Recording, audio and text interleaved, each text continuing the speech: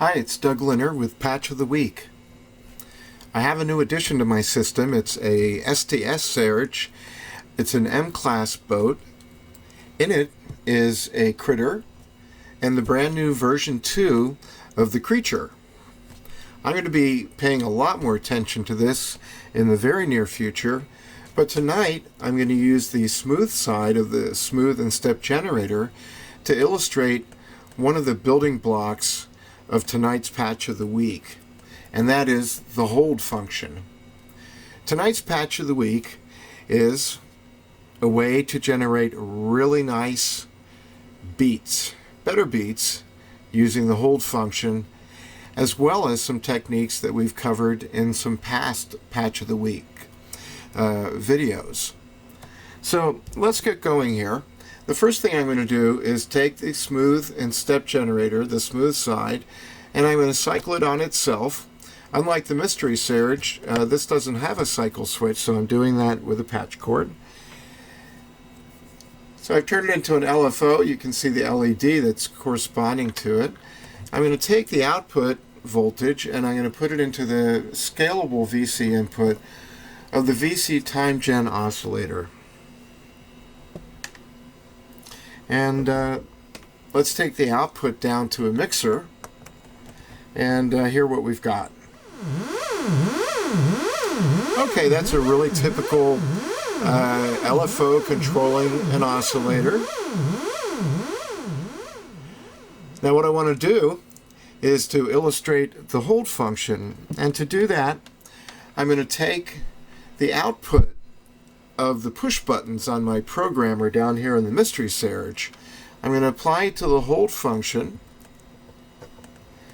and so what's going to happen is that when I apply the gate, as long as I hold down the button over here, this voltage from the LFO is going to stay at whatever point it was when the voltage to the hold went high, when it got a gate. And then when it goes away, it's going to start back on its LFO excursion.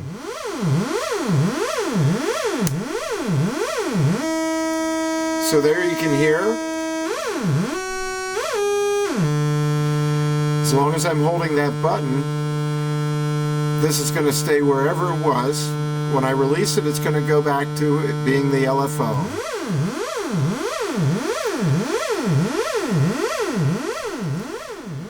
This also, of course, we can have the gate being applied from somewhere else.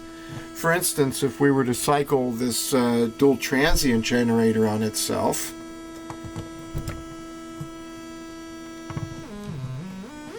as long as this gate is high to the hold input, it'll do the same thing.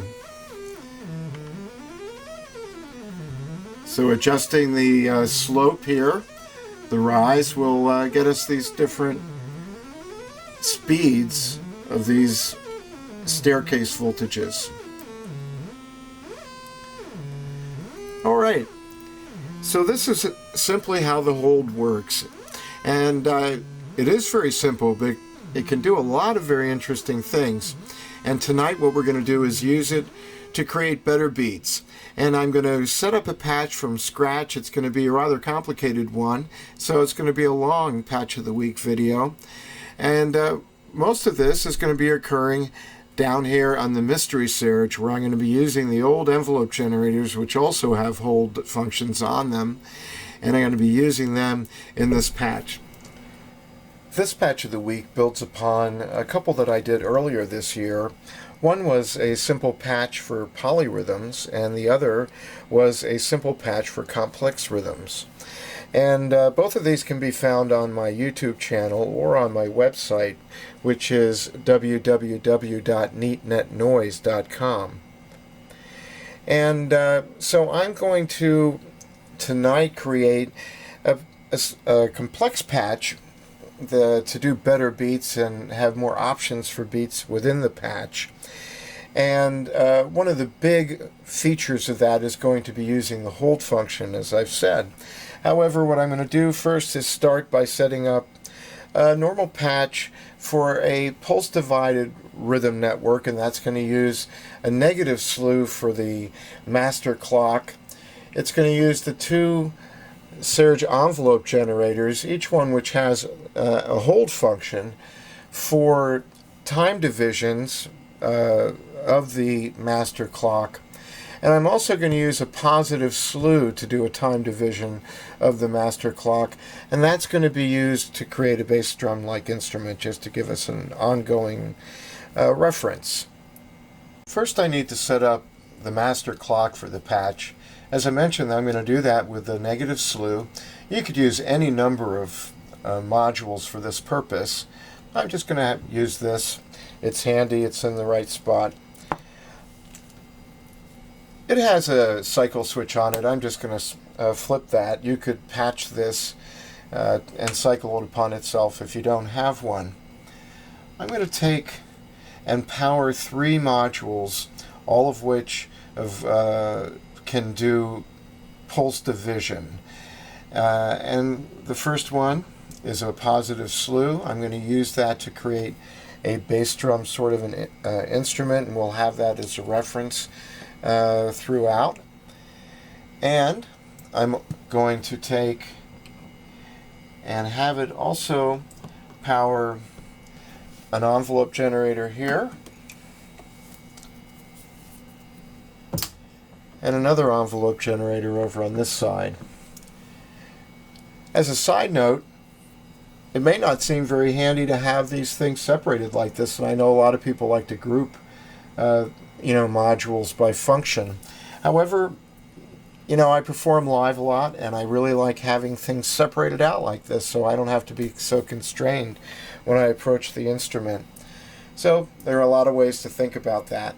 And that was something that I considered. So you can look at these LEDs now and see that each one of these 3 modules is being powered by this.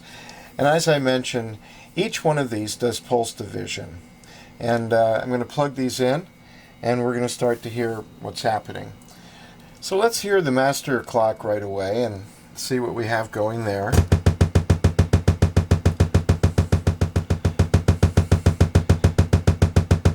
So all the other rhythms will be divided from this one.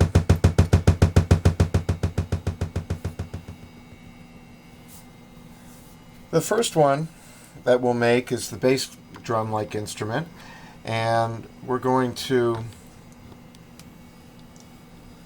bring that in. We're going to put it into a filter.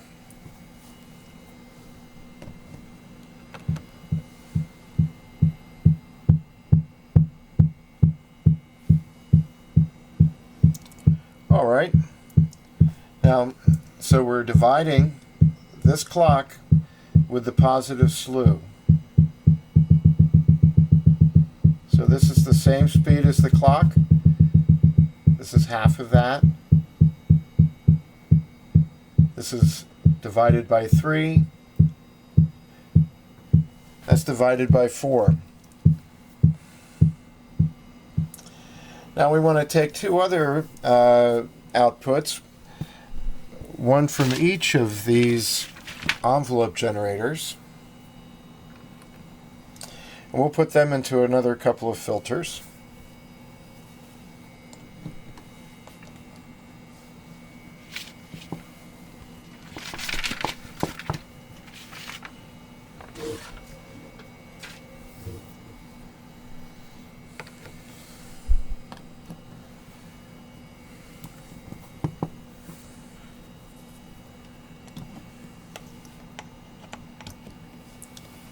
Okay.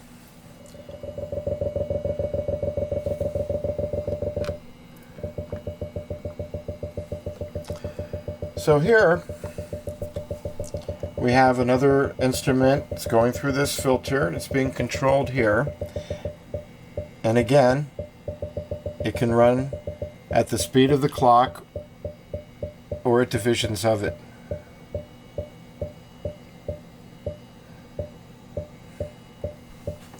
If we hear that against the bass drum,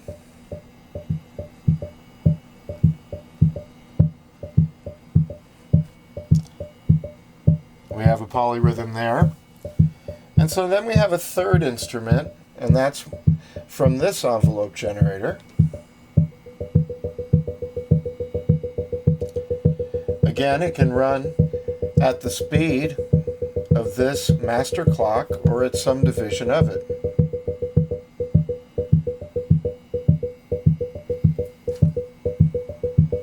So right away, we have a fairly complex patching opportunity here. The next level of functionality with this patch doesn't even require any additional patch cords, because I have these cycle switches on my envelope generators.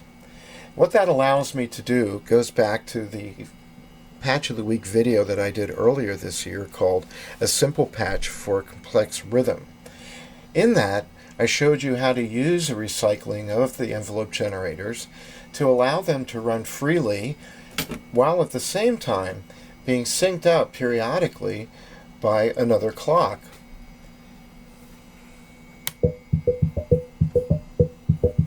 So here we have the simple subdivisions creating the bass drum and the higher instruments that are subdividing this master clock.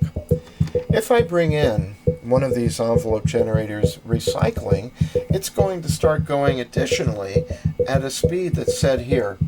However, it's going to be synced at the pulse rate set here. Same one on this side, same concept.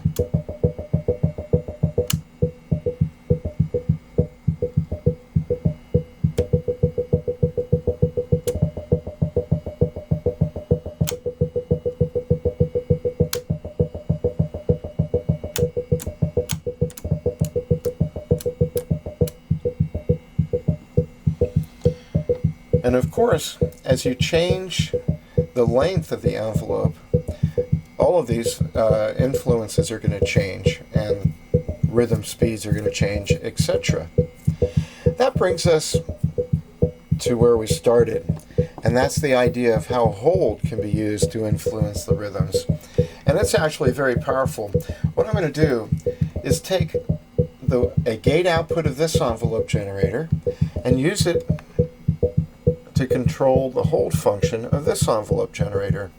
Then I'm going to take a gate out of this envelope generator and have it control the hold function of the first one. That means that we have a feedback circuit going on there now. Now remember that what the hold is doing when we used the audio example was holding the pitch steady whenever a pulse went high. Well, in this case, what's going to happen is that when the pulse goes high, it's no longer going to deliver any rhythm pulses until the pulse goes low again.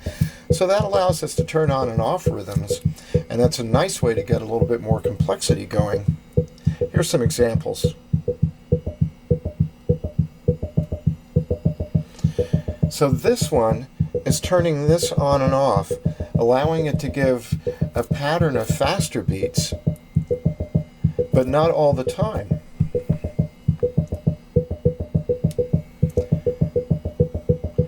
Now, speeding this one up, it cuts this off at a different speed. And of course, this one's doing the same over here, so I don't mean to oversimplify. Now, this would be a good time to think about, well, what if all of the clock pulses didn't come from the same place? It could, for instance, in this patch, come from the bass drum. So I'm going to take the pulse to this one, and I'm going to take it from here, which is running at half the speed of the clock.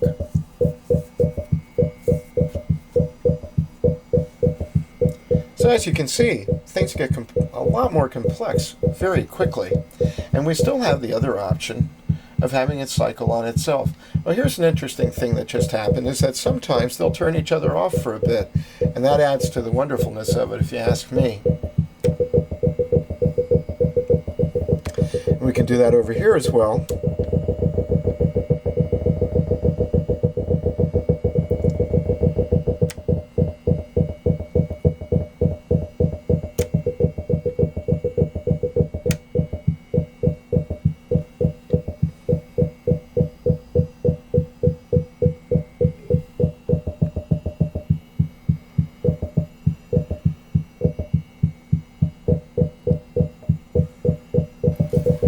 that's it. I hope you enjoyed it. It's a way to hold the voltages for better beats. And that's the patch of the week.